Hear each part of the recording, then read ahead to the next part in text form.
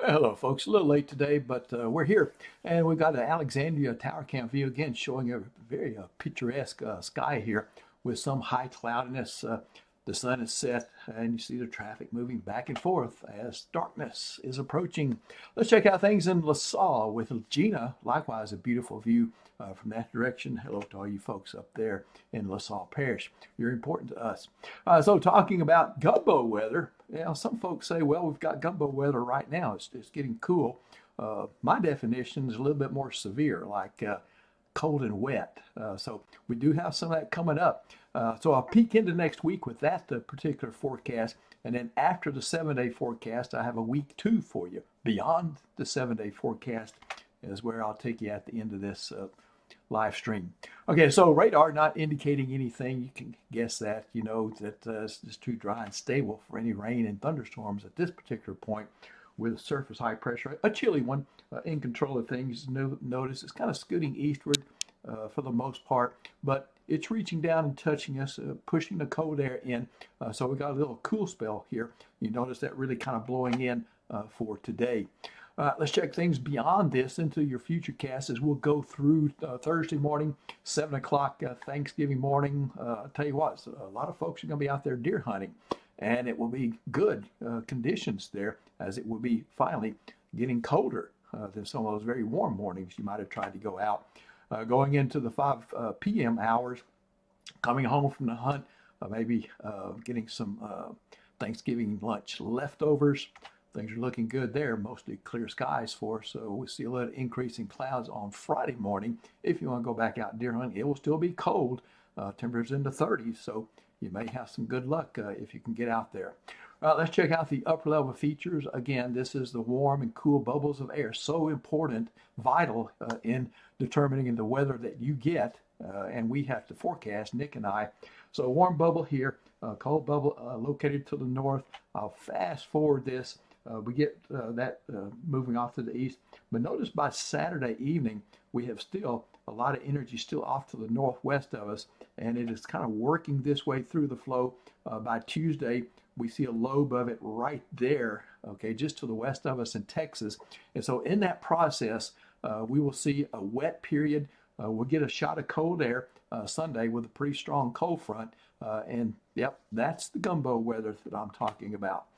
So let's go beyond this. We see that system kind of working away from us.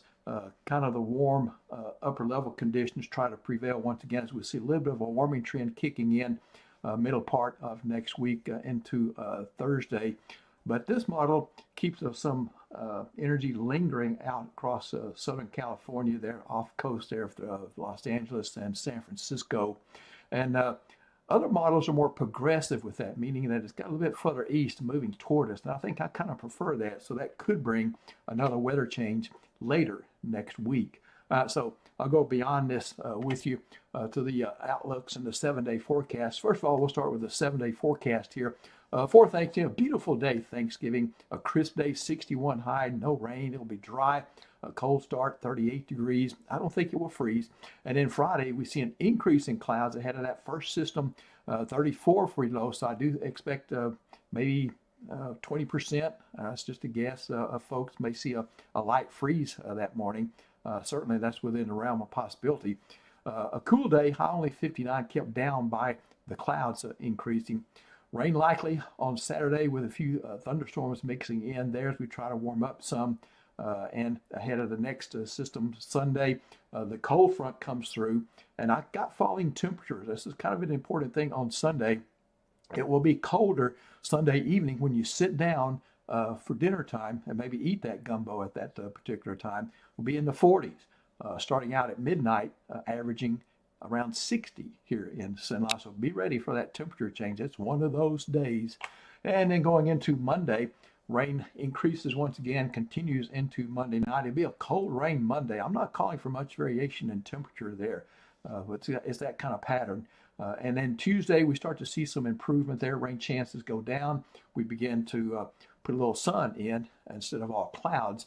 But it'll be a cold start, and then even colder Wednesday morning with the freeze in many areas expected there to be similar readings to November 11th, I think, when we averaged about 29 or 30 degrees in that one. So a little light freeze, maybe moderate in a few places, but it's not anything crazy or ridiculous. We've had that once this year again on November 11th. All right, that's week one.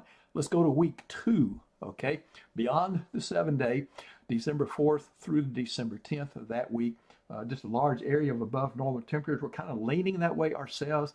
Then the cold will be centered across portions of the Midwest, Great Lakes, and across the Northeast corridor of the country. For Cenla, our numbers leaning above, what is that? 42 low and 63 high.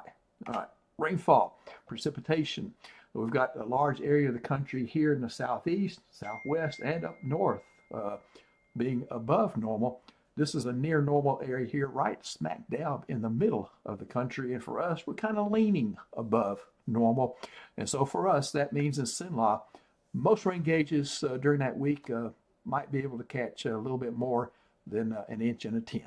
Okay, that's it for me, folks. Nick Mickles will be with you in the morning.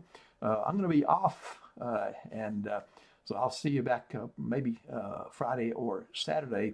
So take care. We hope you have a wonderful